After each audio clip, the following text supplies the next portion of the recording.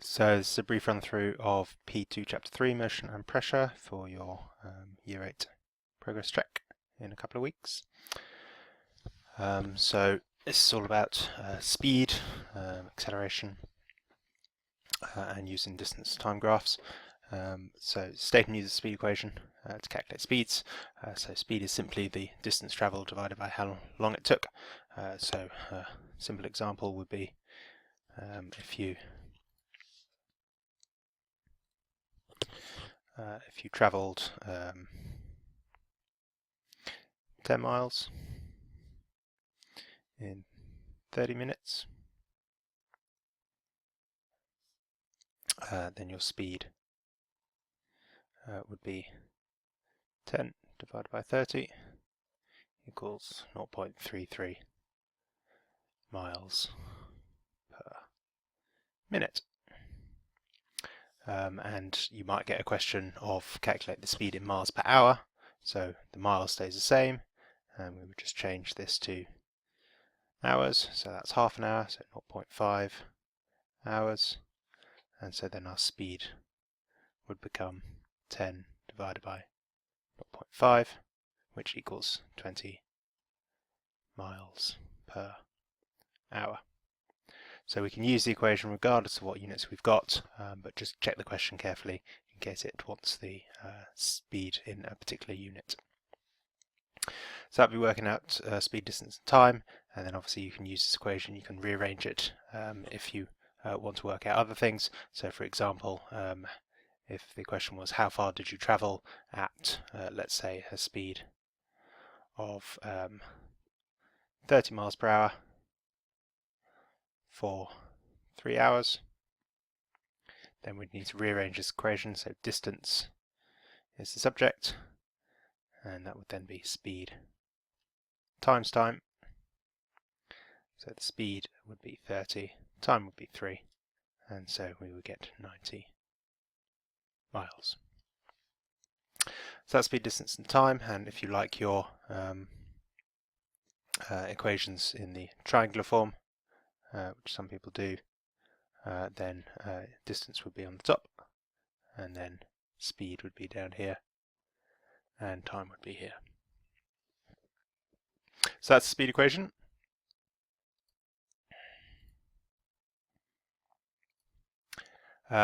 Distance time graphs.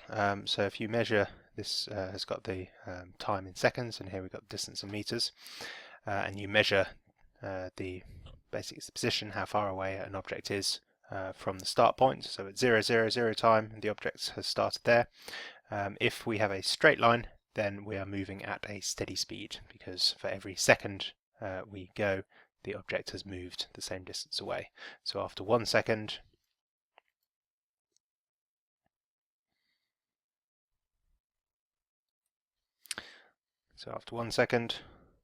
our object has moved 5 meters, and after 2 seconds, the blue object has moved 10 meters. So it's traveling at 5 meters per second. The red object, by contrast, is moving slower, because after 1 second it's only moved 2 meters. After 2 seconds it's moved 4 meters. 3 seconds, let's do that in a different color.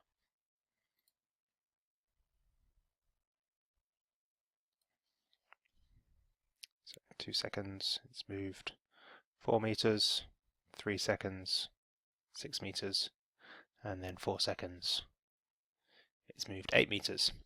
Now at this point it's moved slower because it's moving a lesser distance for every second. At this point, after 5 seconds, the object is still at 8 meters, so we would say it's stationary, it hasn't moved. So it remains stationary until 7 seconds, and then it starts traveling backwards towards the start point, and at 10 seconds it's returned to where it started. So that would be how we interpret the distance time graph. If we wanted one which showed acceleration,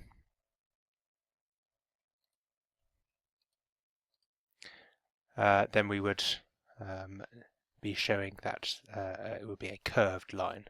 So when it's a straight line, it's exactly the same distance every second moving away from the object.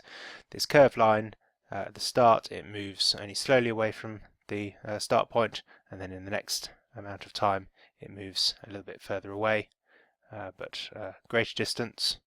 So if we divide our time up relatively evenly, so after the first time it's only moved a little distance away, after the second time it's moved that bit further, after the third time it's moved even further, after the fourth time it's moved that bit further, after the fifth time it's moved that bit further.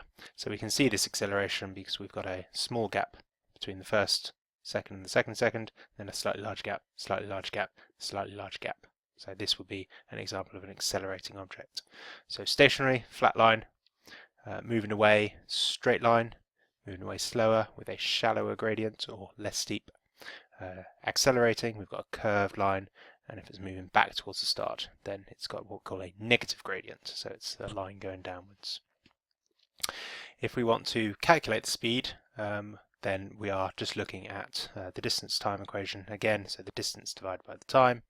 So here we would look at this, and let's calculate the speed in this section. So we've got 40 seconds to 60 seconds, so this point and this point, and we've got 10 meters at 40. Let's use a different color. Blue. So at 60 seconds, it's reached 40 meters. So our distance, difference between these two, so 40 minus 30, sorry, 40 minus 10, it's 30, and time, 60 minus 40. So that's the change in time.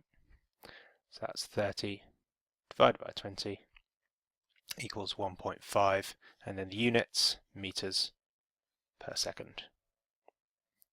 So that would be how we calculate speed.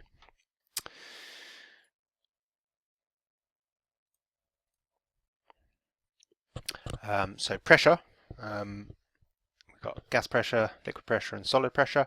Now all of these can be thought about in terms of the movement of particles, certainly the gases and liquids. The solids we look at more in terms of the gravitational force acting on an object. But we'll start off with the gas pressure, and simply put, gas pressure is caused by particles moving around, so our gaseous particles moving around and impacting on the surface.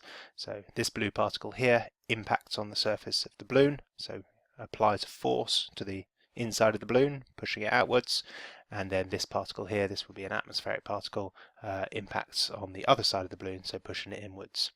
So if the balloon is staying the same size, there's no overall force acting on it to make it inflate or deflate, to get larger or smaller, so we can say that the force acting on the inside of the balloon surface must be the same as the force acting on the outside of the balloon surface, and therefore we can say that the pressure is the same inside as outside.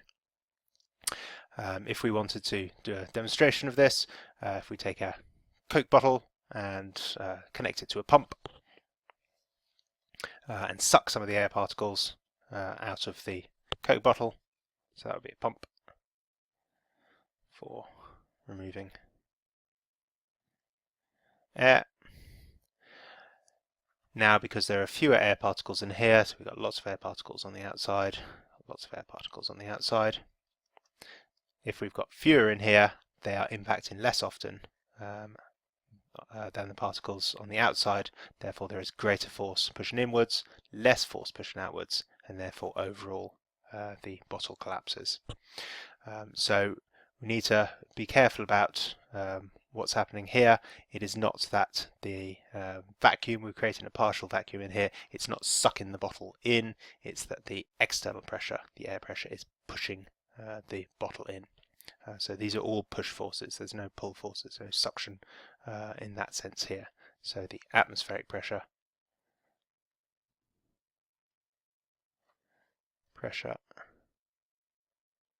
is greater than the pressure in the bottle, so it collapses or shrinks. Let's just make a note of what we mean by pressure here. So pressure is the force of particles colliding with surfaces. So that would be with gases and liquids to some extent. So gas pressure depends both on the density of our particles. So if we think about density and how we define that, that's the mass of a substance divided by its volume.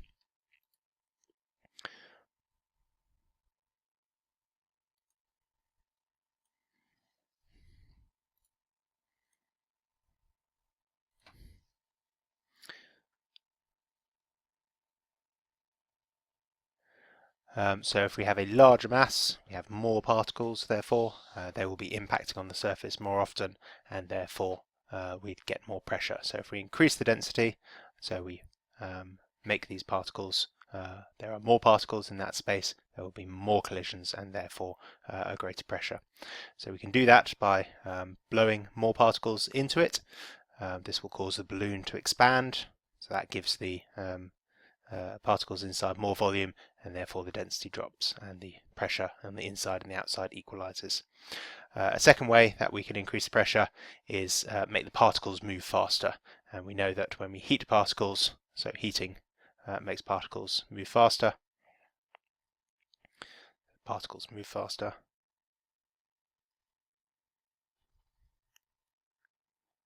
So they will both collide more often.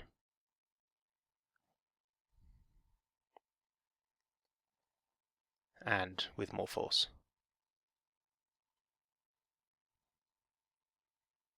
Okay, therefore greater pressure. So another way we can increase the density is decrease the volume. So if we decrease the volume here, you've got exactly the same number of particles, so I don't know, maybe 25, 30 particles here in a large volume. Here you've got them in a much smaller volume. So even if they are moving at the same speed, this particle, let's say, takes a tenth of a second to move up here and impact on this, and then bounces back and takes a tenth of a second to impact on there. So within 1 second it's hit the surface 10 times. The same particle, if it takes half that time, then it's going to hit the particle, it's going to hit the two surfaces twice as often, therefore the pressure is going to double. So more impacts per second, more force, and therefore greater pressure. Okay, so the last one is atmospheric pressure. So that's the or air pressure that's caused by the particles in the air impacting on surfaces. And so because air is denser closer to the ground and is less dense higher up, because gravity is pulling that air down towards the Earth's surface, the altitude, as you increase the altitude, the atmospheric pressure drops, and therefore there's less pressure, less particles, less pressure. So these are inversely proportional. As altitude increases, atmospheric pressure decreases. Right, that's it for part 1.